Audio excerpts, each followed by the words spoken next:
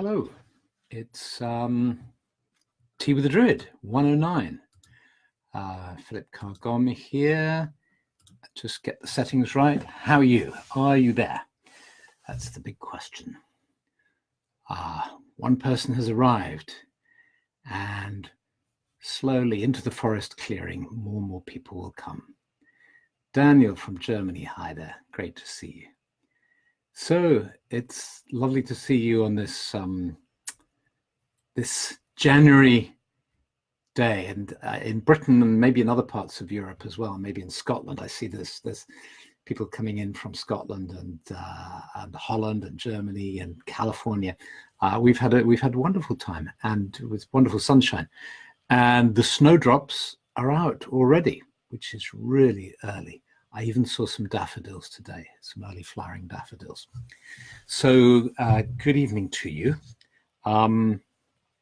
Psychoanalysis has been on my mind this week. And as you know, it was brought to us by Sigmund Freud, the father of psychoanalysis. And he came up with all sorts of interesting theories, but some rather strange theories as well. And one day, a fellow analyst, younger than him, appeared, whose name was Carl Jung. And for a long time, they got on very well together. They were big buddies, and they had a great time. And in fact, Freud, who pioneered the idea of working with the couch, used to psychoanalyze his mate, Jung, his student Jung, who would lie on the couch, and the technique where he'd sit at one end of the couch and would listen to everything he was saying. He was a giant of a man. He was huge, and the patient would sit there, and he would listen to every word that the client was saying, that Jung was saying, and he developed his theories. And one of his big things was the influence of the father. And of course, in the end, we probably know what happened between him and Jung and Freud, and they fell out.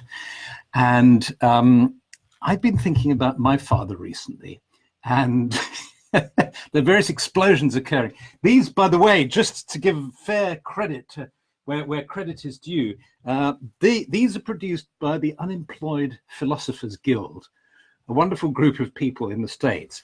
And they produce not only big dolls like this, which somebody gave me a few years ago, and I've been longing to use it in these broadcasts for years. They also produce what they call magnetic personalities, because these little fellas not only are finger puppets, but are magnetic as well. So you can have them on your fridge. So even the couch is magnetic. So I guess you can. I haven't tried yet, but I suppose you can have Freud lying on a couch in your kitchen. And there's even his daughter, who was a famous child analyst, Anna Freud, who I once saw speak in London, actually. So these puppets are just crying out to be used, and here they are. So Freud pioneered this understanding of the influence of the father and the mother, of course, in psychoanalysis. And I realized this morning when I woke up that one of the most annoying characteristics of my father that I have inherited, and it was a humbling moment, but then a redeeming moment, because what I found with my parents was that they talked incessantly, absolutely incessantly. And it used to drive me nuts as a kid, because I was always trying to get in the way, sort of get between them. How can we do this? I was trying to get between them to try and get my own word in edgeways. And the thing about speech and talking is, for me, is I don't want it to go around in circles. I want it to take me up or take me down or take me deeper inside. That's why, when you listen to things like, Radio 1 or something like that, the BBC, there's so much chatter. I feel that last night I watched some slow television, and I think they should have slow radio as well, where there's just silence on a radio show. And in a way, if you think about it, That's what we do in these Tea with the Druid sessions. It's a bit of slow live Facebook. So I'll chat away for 10 minutes and then we'll have a bit of quiet and slowness. And Maria Sofia Lundgren, I'm sorry to hear you're feeling depressed. Let's hope the tea does lift you up. Because here's the thing, be interesting. I mean, try this experiment. And it may not work for you, and it may not be universal. But I just think it's so interesting to think about perhaps one of the most annoying characteristics of your parents. Have you inherited them? Is the first question. Can you the sort of the ultimate insult when Stephanie and I really want to get at each other? We will say, you're just like your mother, or you're just like your father. And we lob that as the final lob in an argument. You're just like your father. So that's the first question. How much like your father are you? And then the second question is there a gift hidden away in there? Is there a nugget, a jewel? And what I realized is there was a nugget. When I go to see my mother, who's 96 now, in a little old people's home around the corner, she'll sometimes recite poetry.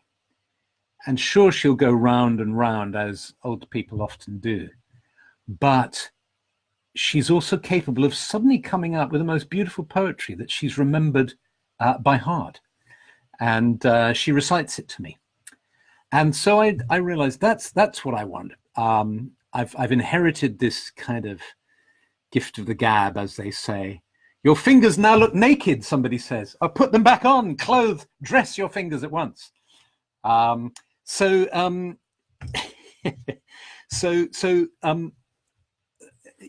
want my words to be meaningful, and I suppose that's what's driven me. And when I write and when I talk, I try to make the words meaningful, and I try to be decent and wear clothes on my fingers so they're not naked. And somehow these ideas, this helped me to resolve really the problem of waking up on a Monday morning thinking, my God, it's Tea with the Druid tonight. What are we going to talk about?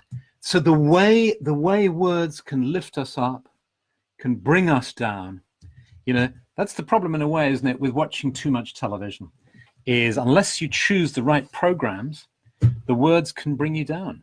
Literally, they can make you feel depressed. And the art is to be realistic and to be able to deal with reality and what's happening in the world and the news and so on, but also to understand that language is magical. And that's, after all, why we're interested in magic, I guess, most of us, is because we know that words have power. Which leads me to our journey today. And you know how after about 10 minutes, I guide a meditation for about 10 minutes. That's the way these teas work. And then if you want a longer journey, we've set up something called the Private Magicians Club. And once a month, there's a nice long journey, as well as the conviviality and the opportunity to ask questions and so on, live Facebook sessions. And the way to get to the Private Magicians Club is through either the Lessons in Magic course or the Transformation Through Tarot course. And you can find details of that on my website. But what I want to talk to you, the journey I want to lead us on today is a different one from the one we normally take.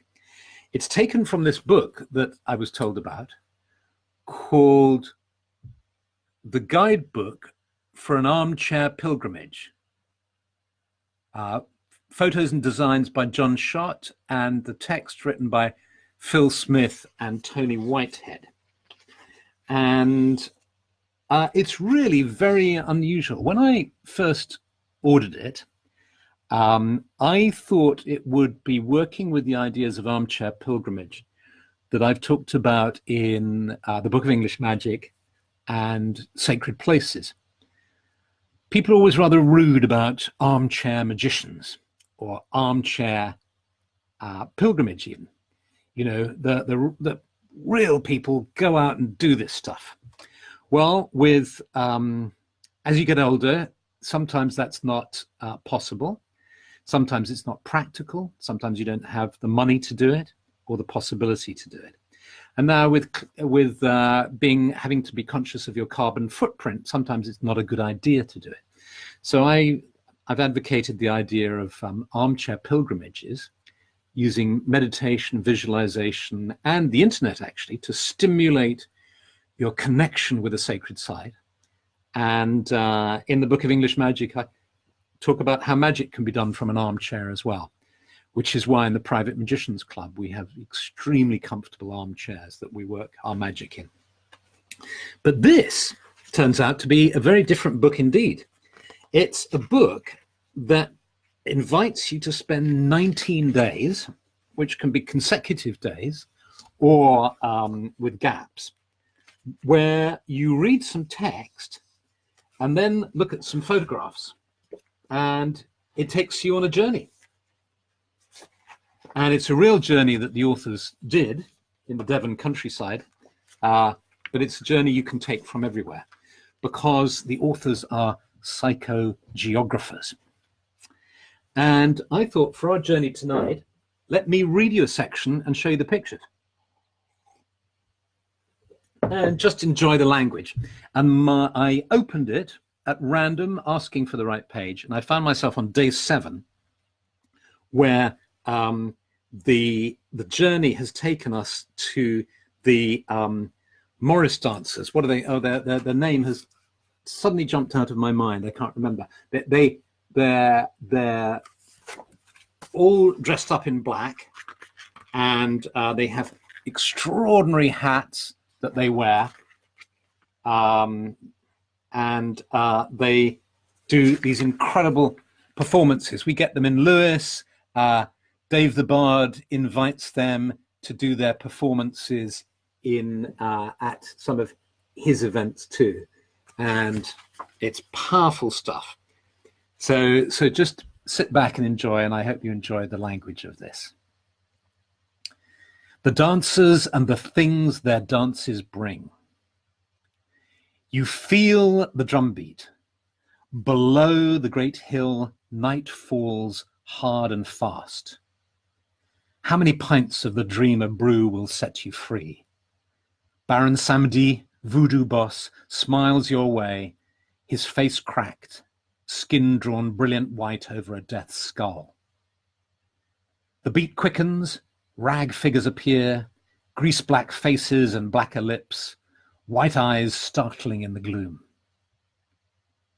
Excited by the wildness of this apparently ancient dance, its shared history with the draw of the old hill, and the conviviality of the dancers, holding their glasses so the beer and cider swills to the step of the jig. You are pilgrim here. Buoyed up on the excitement outside the pub, beside the village green, you feel as though you might effortlessly float up to the top of the hill on the crow's wings of the black costumed dancers. Watch them through the distorting lens of your smeared glass, almost empty now. The dreamer at work, collapsing past and future, dismantling the firmness of boundaries that might shore your stumbling ego against the beat. Sit outside the country alehouse, the sky darkening above the looming great hill. What is undoing you? Put down this book for a moment. What does undo you? Whether for good or bad, what is it that loosens you? The wild and honest cavort of the black-faced Morris dancers, trespassers and poachers is still roiling like dark and oily waves. Is that why you feel so strange? Or was it the sensual sophistication of the garden? Did its liaison of subtle forms and a fine taste for desire unsettle you? Which is easiest to admit to yourself? The fiddle player grinds his strings. The shining crosswomen begin a new dance, Rags fly outwards, feet leave the ground, feathers trail from blacktop hats. A single quill flutters through the cold night air and settles in the gutter. Sticks crash together and coarse yells echo up into the darkening sky and tremble among the boughs of the distant hilltop copse. Waking sprites and elementals who now pour down the hill to join in with the human throng. More dreamer, more dreamer. What's that on the edge of the circle? What's real here? From a far distance, from the edges of what is holy, darkening silence approaches. Absolute silence in a shuffling pack, its surging awkwardness and toothsome snarls, muffled by the falling cloak of night. This is the great unsounding that marks the end of things. Beer, village greens, memory, love, communion, and life. The nothing that neither affirms nor denies, the great dark light that just is, and is not, allowing no opposite. Here it is, in the swirl of the coal-black dance, you meet the darkness, and now you are dancing blindly and burning darkly. At each turn, feel how another citadel of your certainty collapses in a rain of ashes.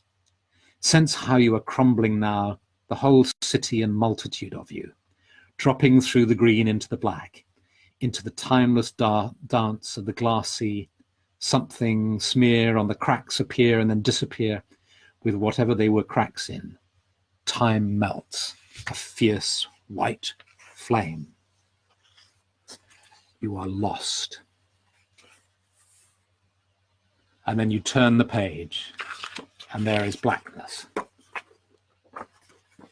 You turn the page and more blackness. Turn the page and more blackness. And then, surfacing, day 9. So you were on day 7 and now you're on day 9. Day 8 has disappeared. And so it goes on, this beautiful book. There you go. Guidebook for an Armchair Pilgrimage. John Schott, Phil Smith, Tony Whitehead. And you can find it on Amazon. So let me look at, I'm just seeing these comments now. Oh, great. Beth Amos has really reframed her parents' gifts. Her gifts of hypochondria from her dad and OCD from her mum. Hypochondria makes her sensitive to being in good health, and OCD gives her an attention to detail. That's lovely. Great, yes. And of course, it's not going to apply to everybody, but it's really worth considering, I think. I think what's so interesting is, it's easy to mock Freud or to criticize him. And there's a hell of a lot to criticize Freud about. But we've moved on now, and there was this progression, if you like. Freud opened the door, and then Jung came along, and most of us probably prefer the Jungian approach to the Freudian approach. But let me know who you prefer. And then beyond Jung, of course, you got people like Assagioli, the founder of psychosynthesis, and other people who are involved in transpersonal psychology. So thank you for listening to me. And I'm going to thank the spirit of our meetings together. This is a kind of Druid idea, I guess, or a spiritual idea, that something that seems to be rational and logical, which is a weekly get together on the internet. But what you do with Druidry is you bring in consciousness into it, and you thank So I'm going to thank the spirit of Tea with a Druid.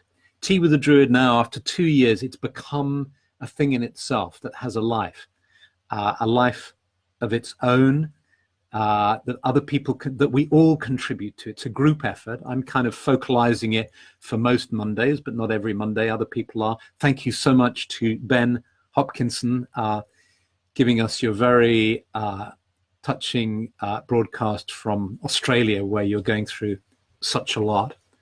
And